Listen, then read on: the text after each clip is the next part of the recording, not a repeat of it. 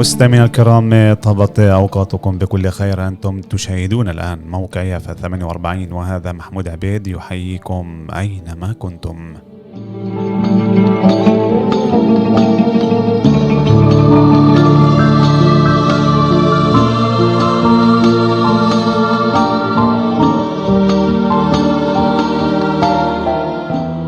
مستمعينا الكرام، اللقاء دوما يتجدد ونحن نبث إليكم من قلب حي العجمي في مدينة يافا، ونستضيف معنا الآن الأستاذ عبد القادر أبو شحادة، عضو المجلس البلدي والناشط الاجتماعي والسياسي من مدينة يافا.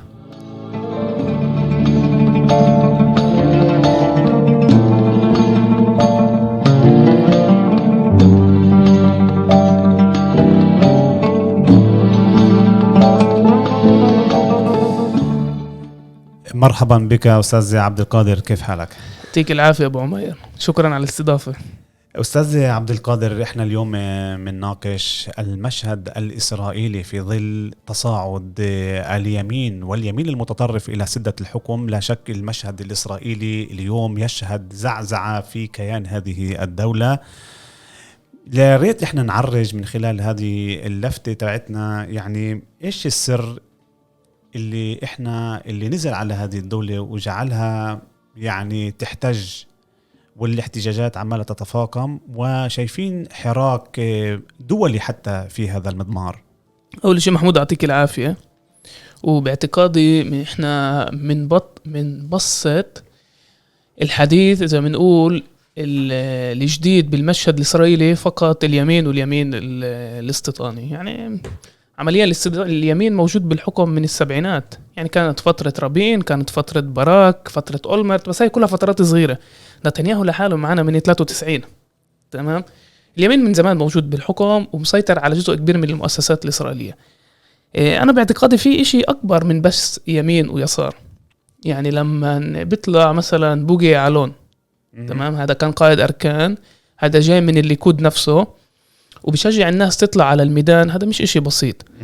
لما بيجيك المحامي خدك بمؤتمر بقول بحال صار في ثورة دستورية أو بحال صار في حكم ديكتاتوري نستعمل سلاح، هذا مش إشي عادي. أنا في تغيرات جوهرية بالنظام نفسه، في محاولة لليمين. وبرأيي عشان الواحد يفهمه لازم يفهم روتمان عضو البرلمان، في عنده كتاب بيحكي فيه عن على البرلمان الإسرائيلي بشكل عام. بقول انت انتخبتوا يمين بس طلعت لكم حكومة يسار. فهو نازل، هو وليفين ونتنياهو نازلين يقودوا لتغيير جوهري في المحكمة العليا الإسرائيلية. وباعتقادي هم من وصلوا هاي المرحلة لسبب العادة نحكيش فيه كفاية، أو إحنا مش منتبهين عليه كفاية بالمجتمع الإسرائيلي. هم بيسموها سياق عادتي، العلاقة ما بين ديناميكية بين الشكناز وبين الشرقيين. وباعتقادي الشكناز عن جد خايفين محمود، وبتطلع على الناس اللي بتطلع على الميدان. لما بيجيك رئيس بلدية تل أبيب وبقول إحنا رح نمرق من حكي الأفعال، إيش معنى إيش يعني أفعال؟ لما بيجيك واحد من الطيارجية اللي قصفوا الفرن الذري بالعراق بالتسعينات وبحرض، ويعني كان في تهديد، يعني اليوم طلع قرار هي يعني لازم يجيبوا له التحقيق الزلمه. هاي مش ناس عاديه، هدول مش نشطاء، هدول ناس موجودين بمواقع قوه. هلا في عده تحليلات منها كمان انه الشكناز حاسين انه في مجموعات تانية نازله تاخذ من مواقع القوه، وفي حكي جدي الثوره الدستوريه اللي بيقود لها ليفين مع نتنياهو رح تغير النظام. هلا ما ينفعش نقول على يعني النظام الإسرائيلي نظام ديمقراطي بامتياز، بس يعني في عنده مساحة، في مؤسسات، في فصل سلطات، وهذا راح يتغير. أستاذ عبد القادر، بدي اسمح لي بس، واضح من الواضح إنه المشهد اللي احنا بنشاهده اليوم وهذا الحراك وهذا الاضطراب اللي بتعيشها الساحة الإسرائيلية، السياسية الإسرائيلية والجماهيرية، واضح إنه احنا بنعيشها منذ زمن، منذ صعود بنيامين نتنياهو لسدة الحكم. أمور كثيرة كانت خفية الآن هي ظهرت. لكن أنا اسمح لي بدي نشاهد مع بعض هذا المقطع الفيديو ونشوف وين إحنا أمام هذا الفيديو. שלטון הימין בסכנה. המצביעים הערבים מגיעים בכמויות אדירות לקלפי. עמותות השמאל מביאות אותם באוטובוסים. רבותיי, לנו אין V15, לנו יש צו 8, לנו יש רק אתכם. צאו לקלפי, תביאו את החברים, את בני המשפחה. ציוץ של אלי לוי כתב ערוץ 13 לפני כמה דקות. כפר מנדה, אחוזי הצבעה מפתיעים בחברה הערבית, גבוהים. תורים בקלפיות כבר מוקדם בבוקר. התעניינות גבוהה שאני לא זוכר שנים ארוכות. אני איתכם לא מדבר, אנטי ציונים, תומכי טרור, אויבים. אתם פה בטעות, כי בן גוריון לא גמר את העבודה ולא זרק אתכם ב-48. זאת האמת. בסדר, אתה עולה עליי נשק? אתה מצולם. אתה לא תאיים עליי, רצית להרביץ לי? אמרתי לך לא לחנות פה. אתה לא תאיים עליי. אמרתי לך לא לחנות פה. هذه التصريحات ليست جديدة، مش جديدة علينا. تصريحات وتصريحات أخرى كبيرة بنشوفها بين الفينة والأخرى، لكن ذاكرتنا يبدو إنه قصيرة إنه نتذكر كل هذه التصريحات اللي فيش كلام إنه نحكيها عنصرية. هذول الناس ما كانوش بسدة الحكم، اليوم هم من في سدة الحكم. عندك وزير الأمن القومي يشهر سلاح، في عندك تصريحات اللي هو اليوم سموتريتش اللي هو وزير المالية، تصريحات من على منبر الكنيسة إنه إحنا هنا بهذه البلاد خطأ ارتكبه بن غوريون، ما طلعكمش من هذه البلاد. هذول الناس اليوم هم في سدة الحكم في إسرائيل. تعقيبك. اولا عزيزي، يعني نتنياهو موجود بالحكم من 2009، ومواقفه العنصريه لنتنياهو من 1993 اول ما فات المشهد السياسي وترشح للبرايمريز بالليكود واخذ محل اول، كان واضح انه هذا اتجاهه. وباعتقادي كمان نتنياهو فهم شغله قبل الكل، انه ما يسمى المعسكر اليسار الصهيوني فيش عنده اغلبيه باسرائيل من فتره رابين. يعني رابين قدر يمر أوسلو بديك الفترة بسبب الأحزاب العربية اللي كانت معه. نعم. تمام. ونتنياهو حتى أول ما رجع من أمريكا رجع مع كل فكرة الاستطلاعات الرأي، وسأل سؤال جوهري، وهذا شكل المشهد الإسرائيلي اليهودي. كان يسأل الناس إيش أنت أكتر، إسرائيلي ولا يهودي؟ وانتبهوا الناس اللي ممكن تصوت للمركز أو اليسار الصهيوني عرفوا حالهم أول إشي إنه هم إسرائيليين قبل من ما يكونوا يهود. ونتنياهو فهم العرب مش راح يصوتوا لليمين، واعتمد على الهوية اليهودية. اليساريين قالوا لا احنا إسرائيليين، يعني وكأنه في هيك حركة قومية إسرائيلية. بالفعل في صهيونية أو يعني هم ما حسموش هذا الموضوع. وغير هيك من 2009 هاي الأحزاب وهاي الأشكال، يعني قبلهم كان ميخائيل بن أرين، يعني نفس الهوس، يعني جماعة كهنة أو من مدرسة كهنة كانوا موجودين بالحكم. بتسليل سموتريتش كان وزير المعارف مش من زمان. نفتالي بنت أفكاره جدا قريبة وكان رئيس حكومة. وعندك كمان أفيكتور ليبرمان اللي دعا لضم منطقة المثلث إلى الضفة. مزبوط. إن إمانوت إن زرخوت أيامها كان شعار تالي بال 2009. نعم. التغيرات اللي بيحكوا فيها اليوم انه يحاولوا دولة اسرائيل من ديمقراطية ليبرالية لديمقراطية غير ليبرالية، هذا إشي جديد، هذا ما صارش ولا محل. وانا بيجي بيقولوا لك الديمقراطية هاي حكم الأغلبية، هذا حكي فاضي وهبل. يعني اي حدا نتعلم علوم سياسية اول كورس بيعلموك انه الديمقراطية هاي احترام الأقليات، هاي فصل بين المؤسسات او بين المحكمة العليا البرلمان والحكومة. اللي يصير هلا او القوانين اللي مجهزينها ما بعد الثوره الدستوريه اللي بيحكوا فيها انه كمان على مستوى الفرد رح يكون في تمييز مثلا، وحكوها يعني كان في تصريح زي هذا، انت يعني الله لا يقدر بس تعال نقول وصلت للمشفى بدك تاخذ علاج وبعدك اجى واحد يهودي، تمام، حق الاولويه لك بما انك انت اجيت اول. بس بناء على انه احنا بنحكي على دولة اليهود، هم من مأهلين انه اول اشي اليهودي ياخذ الخدمات قبل العربي.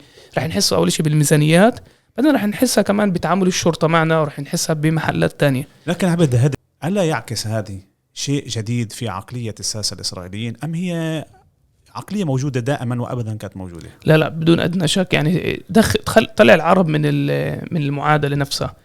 في يعني القوانين المطروحة ما يسمى خكاية جبروت، عمليا إذا الكنيسة يعني تحت حجة الأغلبية سنت قانون اللي عنصري، تمام، كنت تروح للمحكمة العليا ما يسمى البقات وكان ممكن يلغيه، تمام. هلا مع بسكات الاتجبروت عمليا محمود المحكمة مش هتقدر تلغي قوانين بناء على الثورة الدستورية اللي بيحكوا فيها. هم عندهم يصيروا يقرروا مين القضاء اللي ممكن تترشح للعليا. ففي تغيرات اللي رح تغير جوهر المؤسسات نفسها، سيب القانون سيب الإيديولوجيا، يعني كيف المحكمة العليا وعلاقاتها مع البرلمان. هلا تعرف ممكن يعني في ادعاء وهو محله انه المحكمة العليا ما كانتش احسن اشي للفلسطينيين بين اذا كانوا بالداخل او بين اذا كان مناطق 67. ولكن ما مهم نتذكر انه الوضع صعب وممكن يصير أسوأ. نعم. يعني لسه يعني مثلا خد مثلا بالانتخابات، يعني كل سنة او كل معركة انتخابية بيحاولوا يحضروا احزاب عربية. نعم. عادة التجمع، ولكن كان قبلها التقدمية وكانوا احزاب تانية. بس كانوا يلجأوا للمحكمة العليا، وعادة المحكمة العليا كانت تلغي بسبب نعم. الدستور أو بسبب القوانين اللي هي إلها مكان أعلى، مكان شبه دستوري. نعم. ولكن هذا كمان مش راح يكون. فالواحد لازم يطلع على السياسة مش أسمر وأبيض، يعني في المنطقة الرمادية اللي راح تتغير كمان. نعم. لكن يعني إذا تحدثنا عن دولة إسرائيل، واضح إنه إحنا بنعرف إنه ما فيها دستور، فيها برلمان بسن القوانين، وهناك مؤسسات رقابة زي مؤسسة رقابة عمل الحكومة اللي هي عمليا المستشار القضائي، في مراقب للدولة. هذه المؤسسات طبيعة الحال توصياتها توصيات شكلية ما فيها تأثير لعمل البرلمان، لكن في واضح أنه هنالك إرادة لإضعاف دور المحكمة والقضاء الإسرائيلي، وبالتالي يوفر ظروف قوية لتسييس بعض الأمور واتخاذها الاتجاه عنصري. هذه الوسائل وهذه الإصلاحات من برأيك تخدم بالدرجة الأولى؟ أول شيء نتنياهو. البني آدم في ضده 4 ملفات، ملفات جدية، تهم بالفساد. في قانون مثلا بيحاولوا يمرقوه يسمى قانون الفرنسي اللي بيمنع محاكمة رئيس الحكومة. البني آدم مأزق بالمحكمة. هذا مش إشي بسيط، بالذات لإنسان اللي بينه وبين حاله بحس، يعني مهم الواحد يقرأ كمان إيش كان نتنياهو كتب حاله وإيش كتبوا عليه. هو بحس إنه هو عامل معروف للشعب اليهودي كله. نعم. إنه هو وكمان هاي الواحد لازم يفهم أبوه، عقلية أبوه بنسي نتنياهو، هدول ناس اللي لهم تاريخ بالحركة الصهيونية. نعم. فأول شيء نتنياهو. المجموعة الثانية المجموعة اليمين الفاشي. على في زي ما تقول ائتلاف ما بين اليمين الفاشي، بن غفير، سموتريتش وأشكالهم، الخريديم، اللي فيه شغلة جدا مهمة محمود. تعرف يقال إذا بتروح عند اليشيفة ممكن يناقشوا كل الخخامات، كل الربانيين ممكن يوافقوا على جزء وممكن يختلفوا على جزء، بس بيختلفوش عن نتنياهو. يعني المهم نذكر المستمعين الخريديم ما كانوش في اليمين، جزء منهم كانوا تيارات غير، هلا في عشرات التيارات، جزء منهم كانوا تيارات غير صهيونية، بيأمنوش بالحركات الوطنية. هم بيأمنوا أصلا إن نتنياهو رجل ملهم، هذا القيادي الفاز اللي الله بعثنا إياه. هلا نتنياهو بني آدم علماني، ومش سر يعني إنه بني آدم علماني. الخارجين بيتعاملوا مع نتنياهو كمعجزة. هذا البني آدم قدر يأثر على ناس اللي بتصوتلوش. نعم. وجابهم كلهم على اليمين. هذا إشي يعني شاس كانت بحكومة رابين بفترة أوسلو. الناس بتنسى الأشياء، بس مهم نذكر إنه المجتمعات هاي تتغيرت. هلا في ائتلاف بين هدول. الخارجين بيقدروش بدون الميزانيات، وكمان يعني تفهم الوضع الاجتماعي عندهم جدا سيء.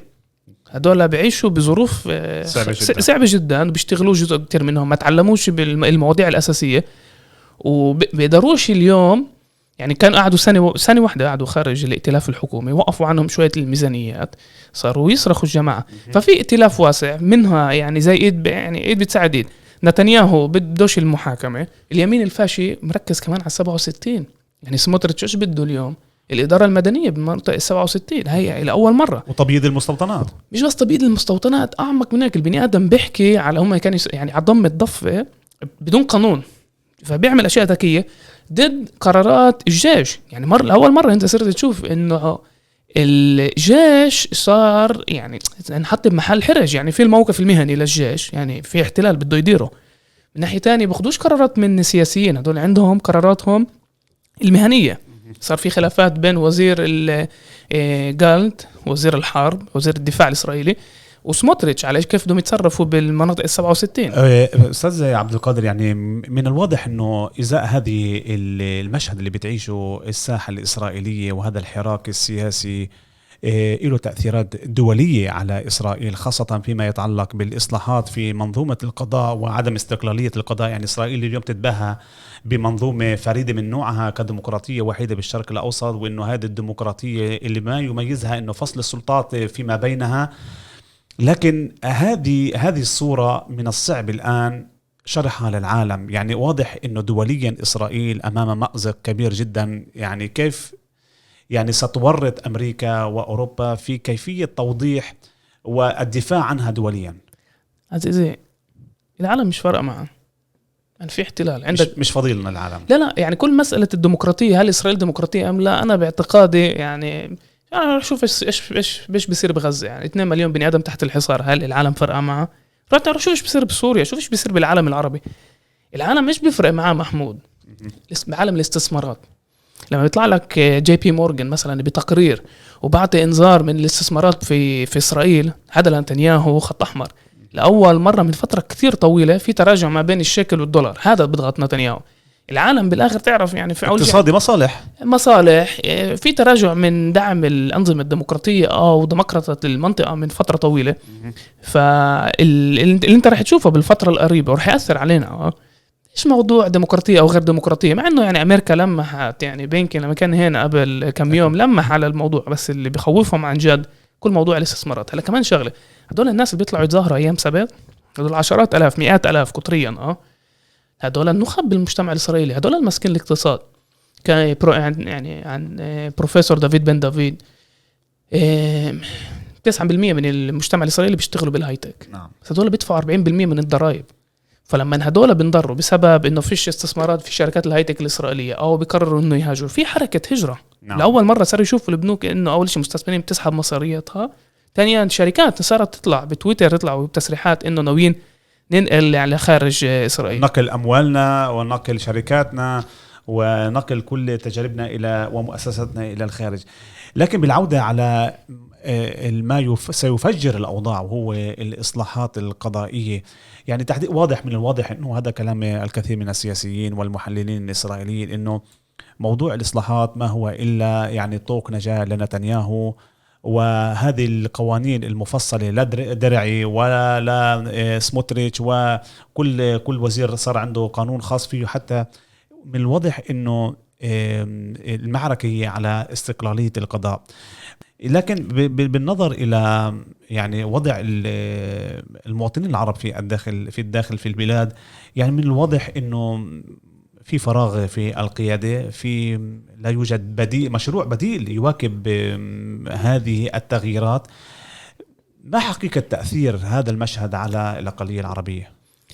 أولا محمود، يعني اللي راح يدفع أكبر ثمن من كل اللي بيصير الخلافات بين القوات السياسية الإسرائيلية الفلسطينيين في الداخل، هذول أول درجة.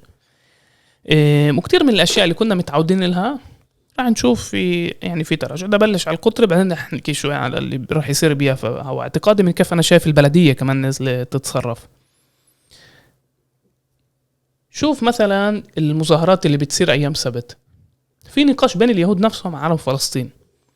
هلا في موقف إسرائيلي بيقول ما ينفعش إحنا نحكي على ديمقراطية لما إحنا بنمارس قوانين أبارتايد ب67 وب48، وإحنا عشان بالفعل نحكي عن ديمقراطية ونحافظ على الديمقراطية مجبورين نحكي على الاحتلال ومجبورين نحكي على تعاملنا مع الفلسطينيين في الداخل. نعم. يا جماعة بتنضرب مش من الشرطة.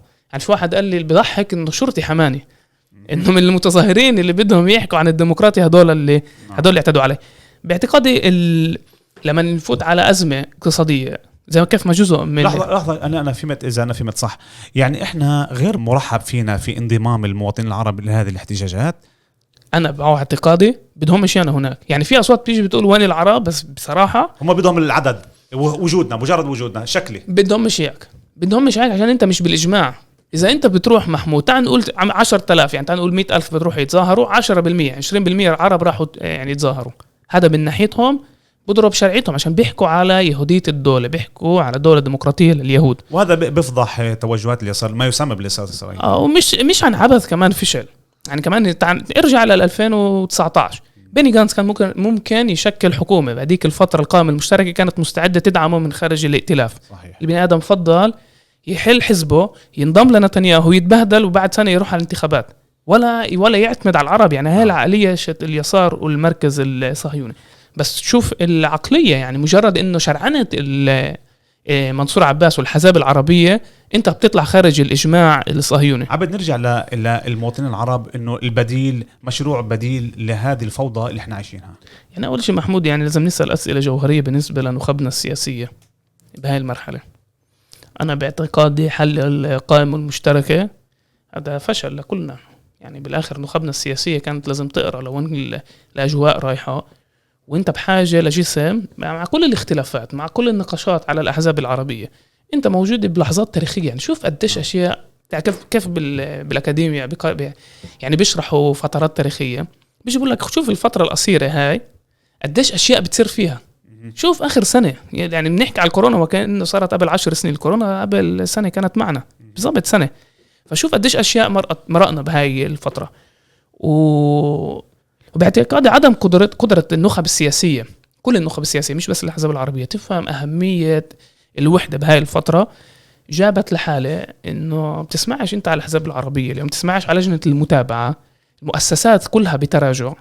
المجالس المحلية رح تفوت على فكرة، أول ناس رح يدفعوا الثمن هاي المجالس المحلية العربية. لما سموتريتش وبنغفير موجودين على حنفية الميزانيات، يعني عشان يدعموا البوائر الاستيطانية أو الخريدين لازمهم يعني مصاري بالآخر، أنت مش بس تخترع مصاري.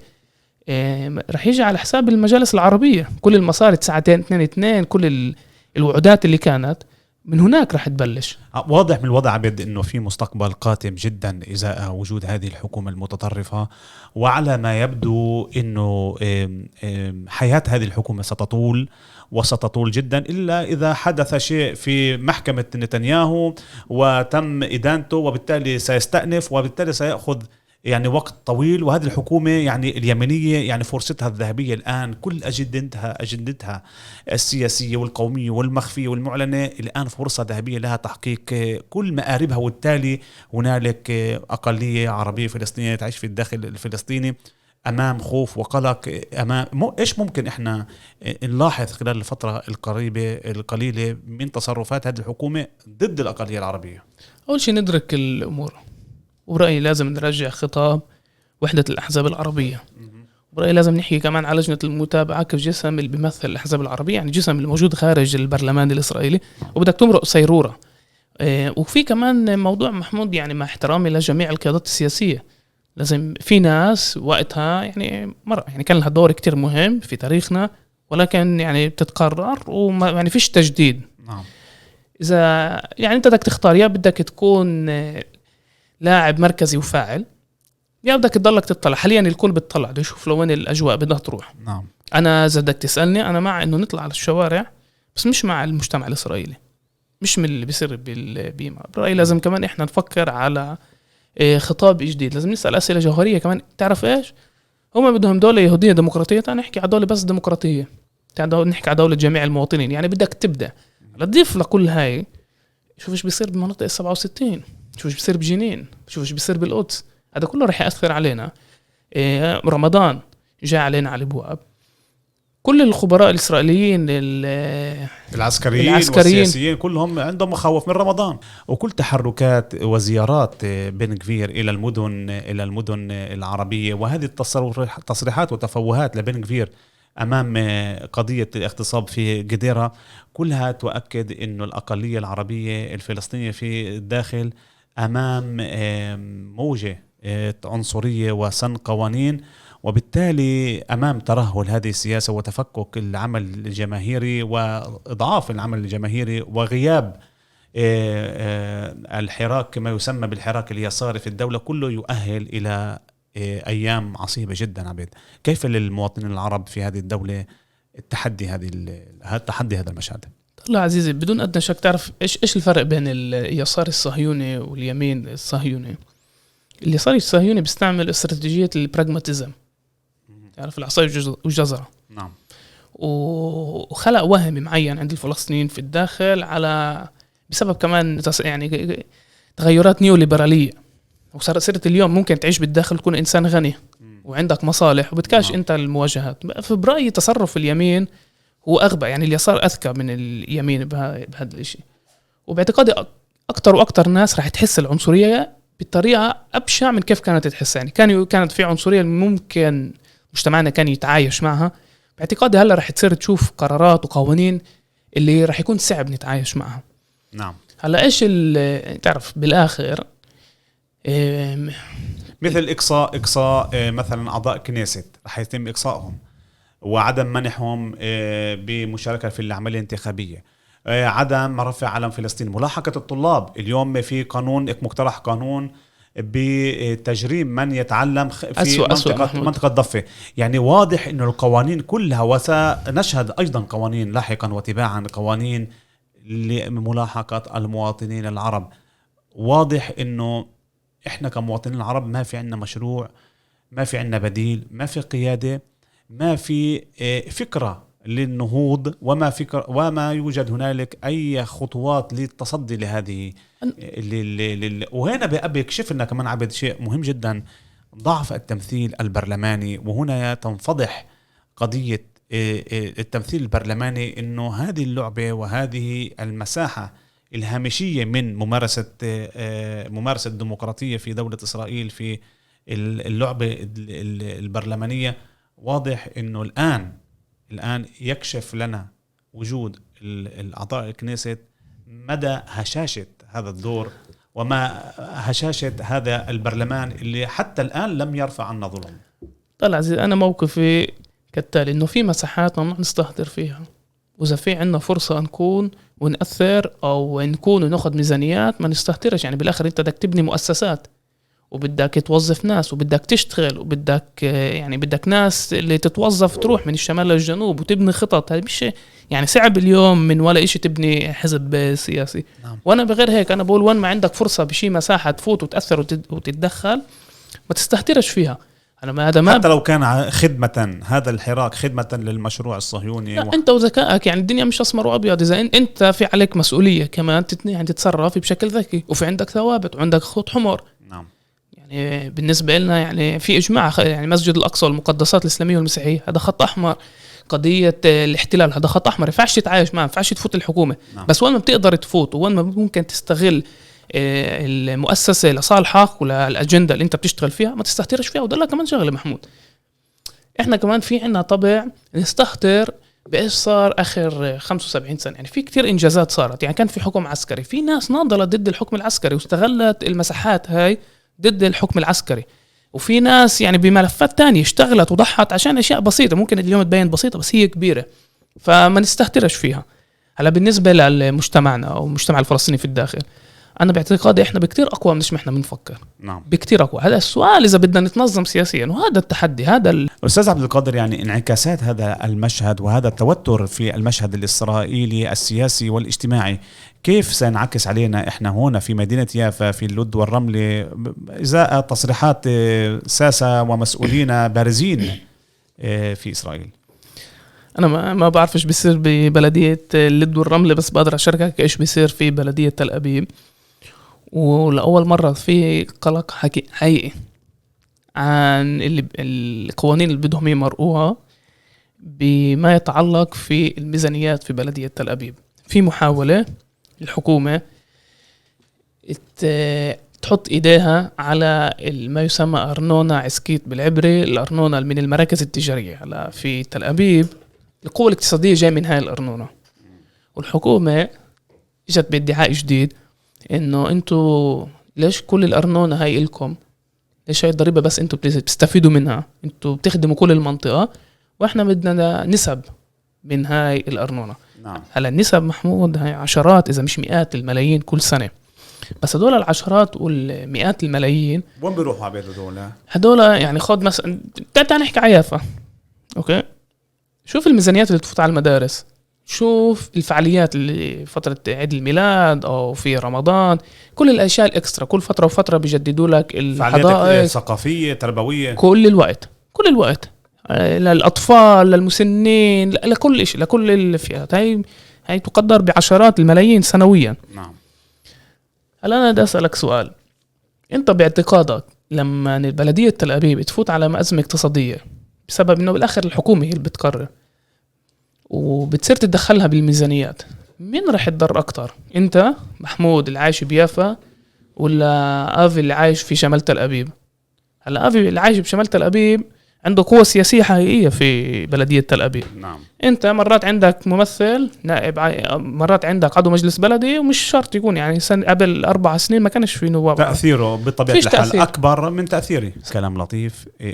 وأمام الكثير من القوانين العنصرية اللي عمالنا بنسمعها، يعني مثل تجريم رفع علم فلسطين، ملاحقة أعضاء البرلمان، قوانين بحق عرب البدو، وقوانين في بعض القوانين تحت ما يسمى ملاحقة الإجرام ودخول الشباب على الخط. إيش أكتر قانون أنت ممكن عندك يعني أنت عندك قلق إزاء هذا القانون أو يشكل بالنسبة لك خوف أو هاجس؟ أنا محمود أكتر إشي مخوفني لما المخابرات بالفعل تفوت على الخط بشكل جدا يعني قوي، كل ما يتعلق في الجريمة، يعني يتعلق كمان بتاريخ باقي الشعوب، والدولة بتصير تحارب مؤسسات الجريمة بطرق غير ديمقراطية، رح تخلق حالة جديدة. نطلع مثلا إيش صار باليابان مع مافيا الياكوزا، هدول بسبب تجريم الناس طلعت لك ظواهر اجتماعية إنه المافيا صاروا الأبطال. يعني المافيا الروسية، المافيا الإيطالية، هدول طلعوا من ظروف سياسية صعبة وعنصرية تجاه مجتمعات معينة، وبصير رومانسيات تجاههم. فأنا اللي مخوفني مع إدخال المخابرات على الخط رح يصير في رومانسيات لعالم الإجرام، ورح يصيروا هم من الأبطال. ولما تتقلص المساحة السياسية اللي المظبوط قليلة بس ولكن لسه موجودة، راح نصير هتطلع لك ظواهر اجتماعية جدا خطيرة. نعم. وانت راح تلاقي حالك ما بين المؤسسات الجريمة والفاشيين والعنصريين الموجودين بالحكم، وبالأحرى كمان أمام مؤسسات أمنية جديدة. يعني اليوم بن غفير بيقول يعني بيدعو إلى تشكيل مشمار لومي، حرس قومي، وإدخال موضوع الشباك ومنح سموتريتش كتائب معينة من الجيش مشمار زراخي. واضح إنه أعضاء هذا المشمار الزراخي مين راح يكون؟ ناس مش محسوبين على الاستيطان والحركات الاستيطانية. مستمعينا ومشاهدينا الكرام، وصلنا إلى نهاية هذا البرنامج. نشكر الأستاذ عضو المجلس البلدي الأستاذ عبد القادر أبو شحادة، شكرا لك وإلى لقاء آخر. دمتم في رعاية الله وأمنه. شكرا محمود.